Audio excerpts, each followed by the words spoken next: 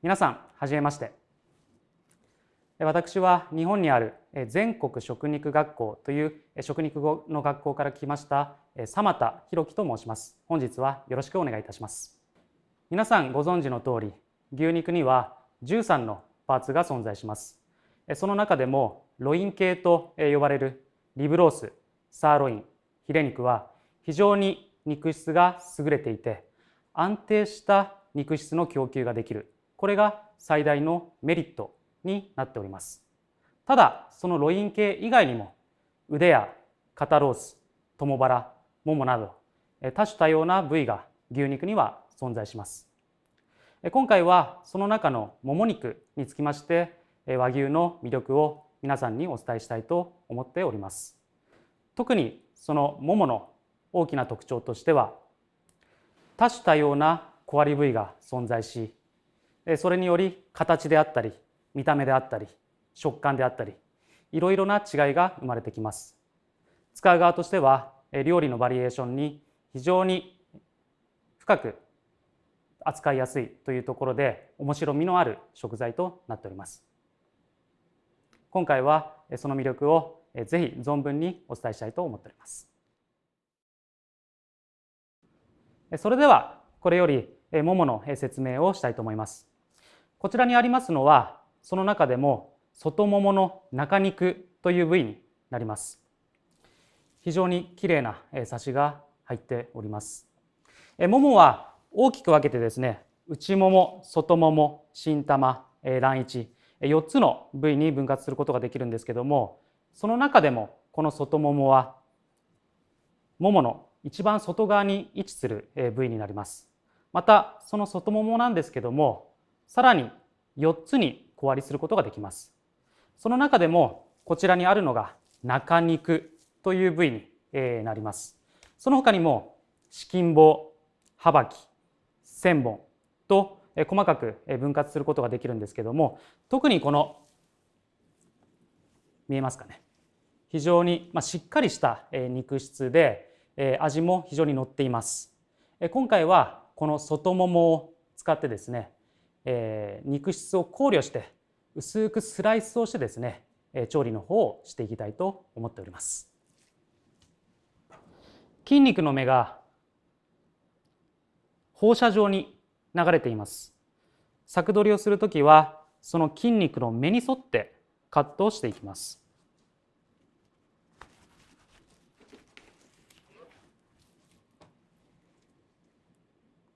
こちら見てみると筋肉の目が横に流れています。柵取りはこの目が流れていれば OK です。さらにですね、これを筋肉の目を断ち切るようにこれからスライサーを使ってですねカットをしていきたいと思います。その前にですね、表面の脂であったり筋がついている場合はトリミングをしていきたいと思っております。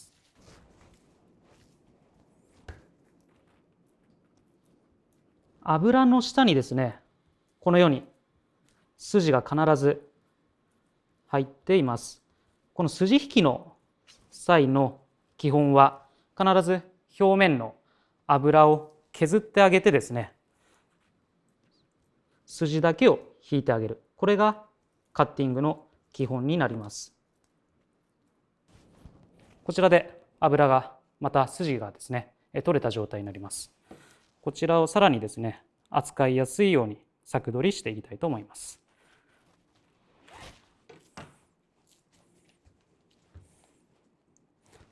これで柵取りが完成です。それではこれより外ももの中肉を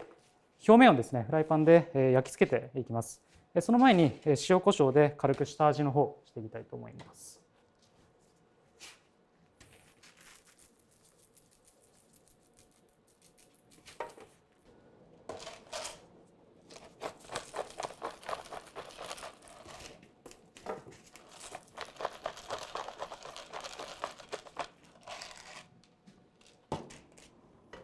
熱したフライパンに少量の油を敷いていきます。和牛自体から油が出ますので、この時の油は本当に少量で大丈夫です。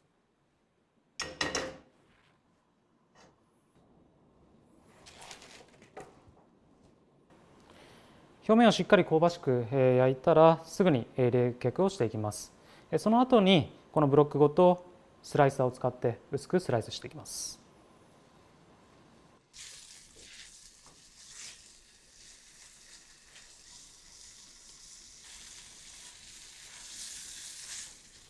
全面を焼いていきます。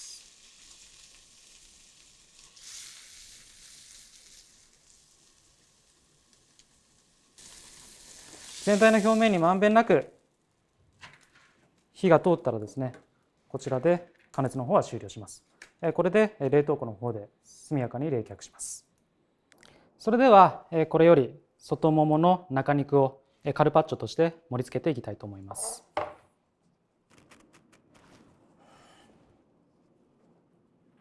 厚みはですね、ちょうど 1.5 ミリぐらいですね。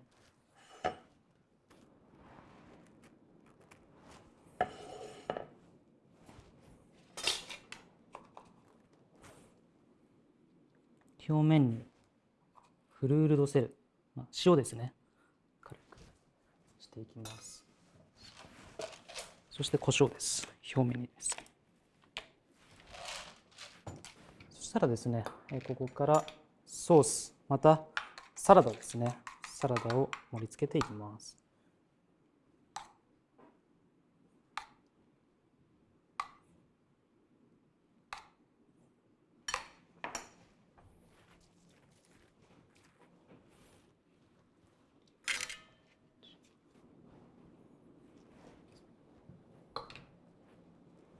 こちらマッシュルームになりますね。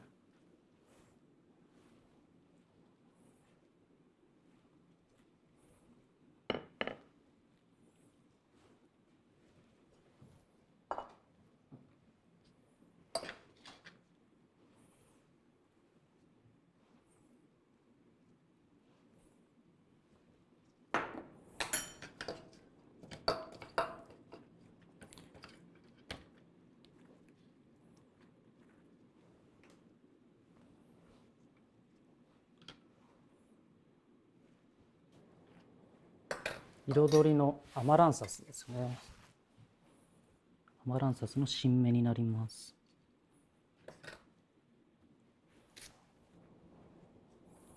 そしてこちらがですね、すだちのジュレになります。和牛はですね、酸味と甘みが非常に合います。特に日本料理のすき焼きであったり、あとはしゃぶしゃぶのポン酢であったりですね、柑橘系をよく使うんですけども、この柑橘系のジュレも非常に酸味と爽やかな甘みですね。こちらが非常に合うと思います。ソースはですね、お好みのソースを、酸味のあるビネグレットですね、そこら辺を添えてもらえればいいと思います。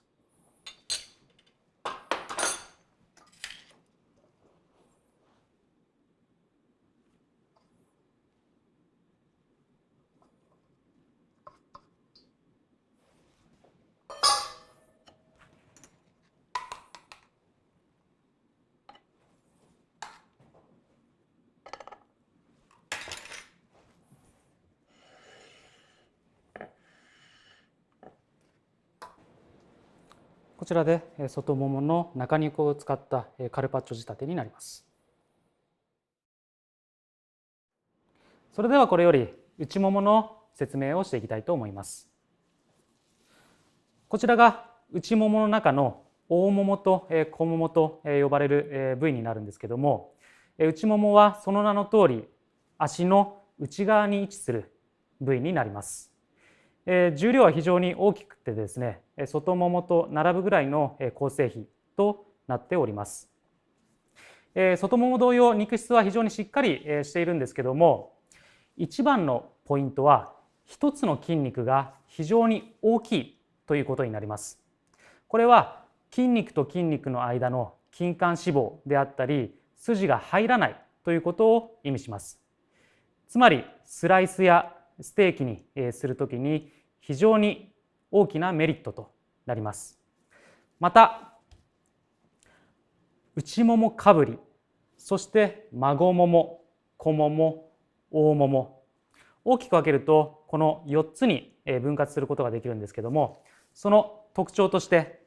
大ももは比較的サシが一番入りやすい小割り部位になります。また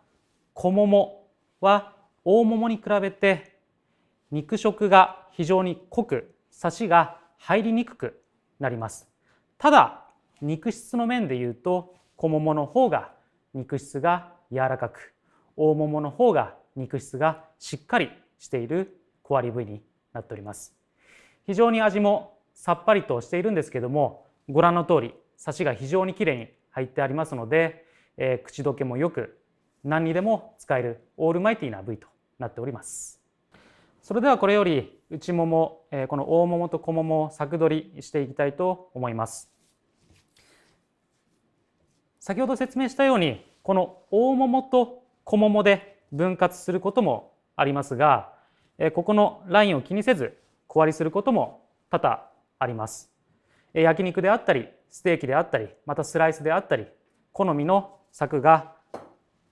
取りやすい部位になっております。今日は大きめにですね3等分にこれをカットしたいと思います。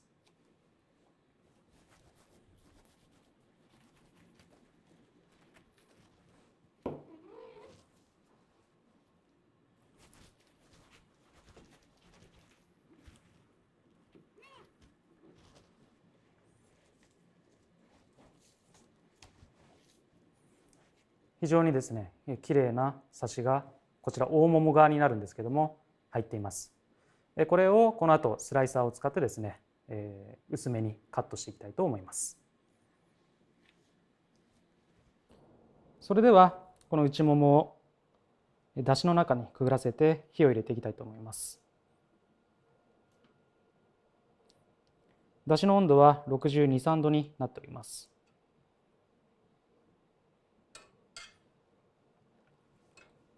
表面の色がうっすらと変わってきました。薄くスライスしているのでこの状態でも中まで火が入っています。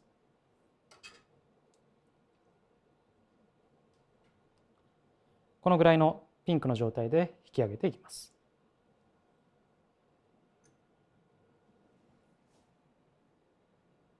それではこれから先ほどだしで火を入れた内もものスライスを盛り付けしていきたいと思います。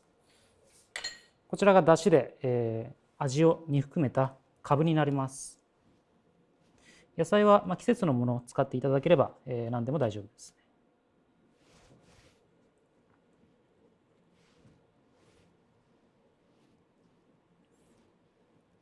こちらが先ほどスライスした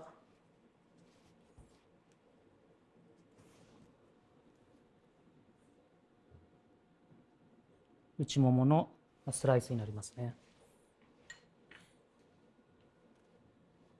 彩りで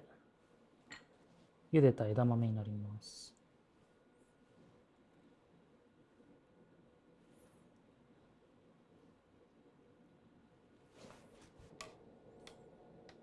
くず粉でとろみをつけたあんをかけていきます。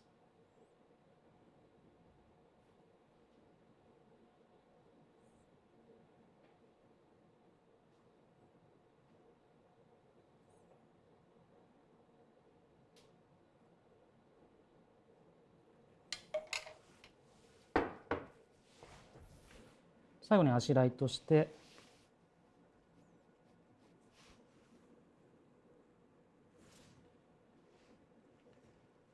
芽ネギと花穂、そして本わさびになります。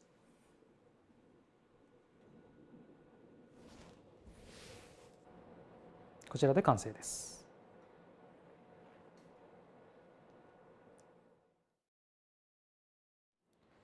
それでは新玉についての説明をしていきたいと思います。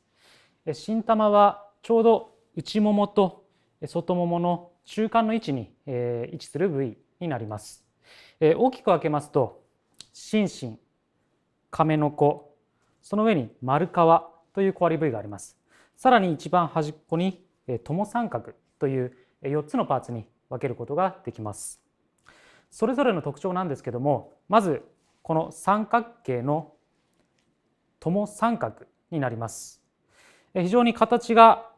特徴的でブーメランのような形をしているんですけども、非常にサシが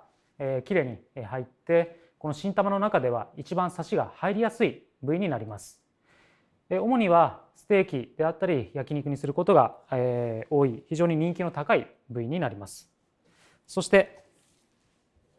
こちらが亀の子、亀の甲羅のような形をしているのでそう呼ばれています。肉質は比較的固めになるんですけども、非常に味が濃くですね、一つの筋肉で塊になっていますので、柵取りがしやすく扱いやすい部位になっております。そしてこちらが心身という部位になります。心身はですね、ももの中のヒレ肉と呼ばれるほど、肉質は新玉の中では一番柔らかい部位になります。そしてサシも程よく入ってですね、一番の特徴は形が整っているということです。ロイン系のヒレであったりサーロインであったり、そういったものと同様にですね、どこをカットしても同じような見た目、同じ高品質な肉質のところを安定して供給できるというのがこの心身の特徴になっております。ここにはないんですけども、この上に丸皮という部位があるんですけども、比較的肉質はしっかりしていて、ただ形がいびつなので日本では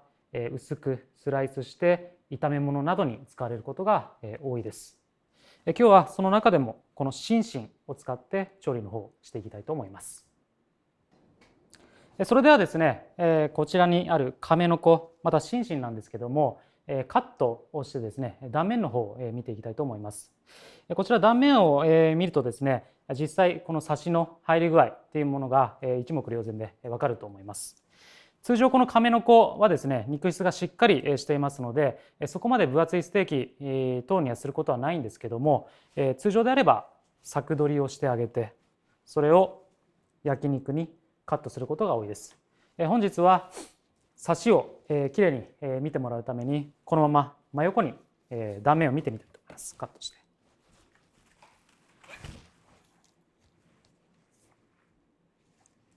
こちらが亀の子の断面になります。程よくサシも入っていますし、何よりも一つの筋肉でこれだけの大きさが取れるということは非常にメリットになります。心身の方も断面を見ていきたいと思います。心身はですね、先が尖っている方、また中筋が見える方、両方あるんですけども、どちらかというとこちらの先端が尖っている方のが肉質が硬い傾向にあります。なぜかというと、こちらにですね、膝の関節がありますので、どちらかというとこちらの先端の方はよく動かす筋肉なんですね。なので肉質が若干ですけども硬い傾向にあります。また中筋がここに見えると思うんですけども、この中筋をですね、引く場合もありますし、引かずにそのままカットして精肉処理することもあります。大きな番が必要な場合に関しましては、中筋の先端の太いところだけカットして、あとはそのままカットしてもらって構いません。それではちょっと断面の方を見ていきたいと思います。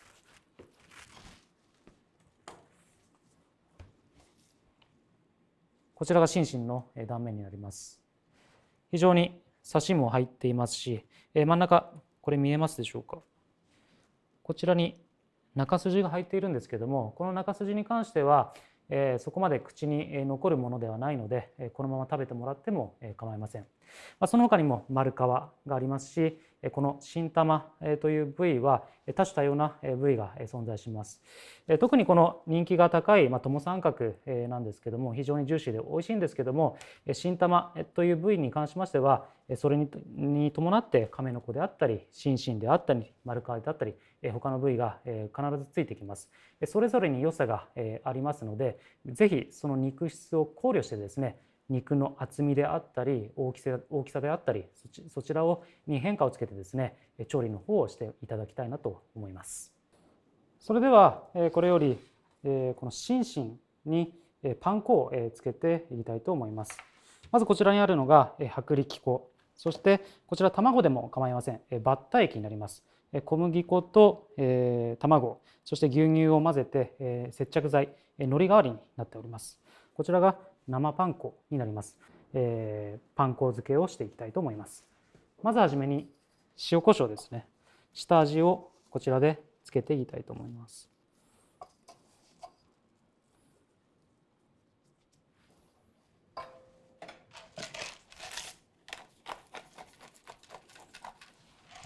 かなり肉が厚めにカットしてありますので、両面にしっかりと下味をつけてあげてください。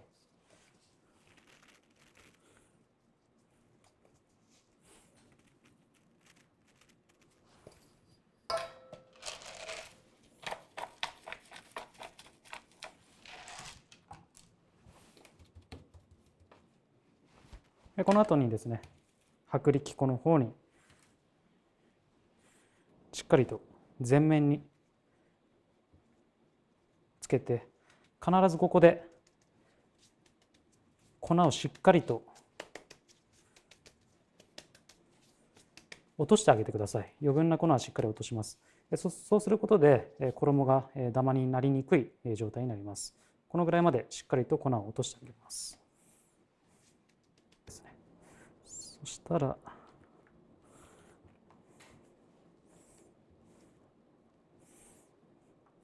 バッタ液をたっぷりとつけてあげて、ここでもですね、しっかり余分な衣を落としてあげてください。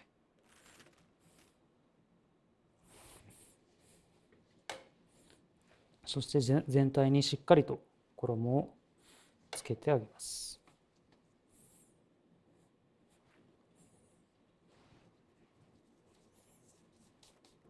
それではですね、先ほどパン粉漬けしたお肉をこちらの油で揚げていきたいと思います。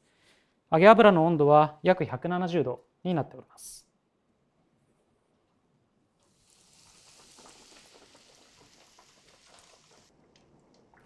揚げ始めの時はですね、非常に大きな気泡とブクブクといった音がするんですけども、これが徐々に高い音に変わってきます。初めの時にはしなかった音がし始めてきてます。ピチピチとしたような、ちょっと高音ですね。高い音がしてきています。気泡の方もだんだん細かくなってきています。衣の色も非常に美味しそうなきつね色に上がっています。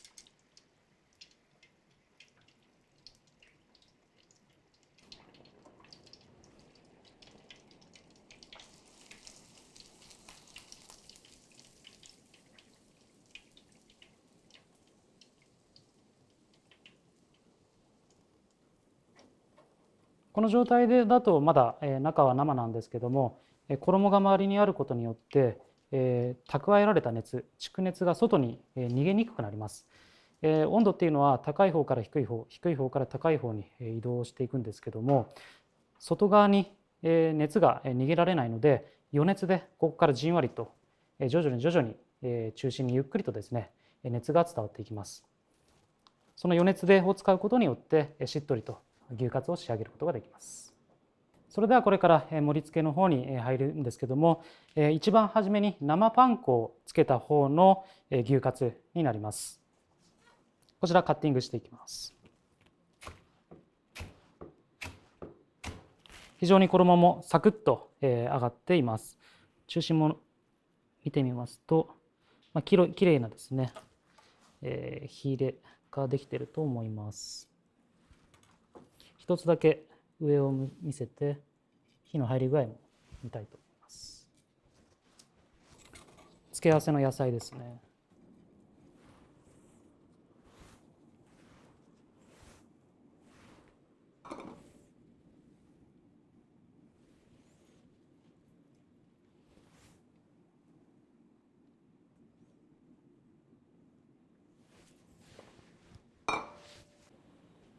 こちらで完成になります。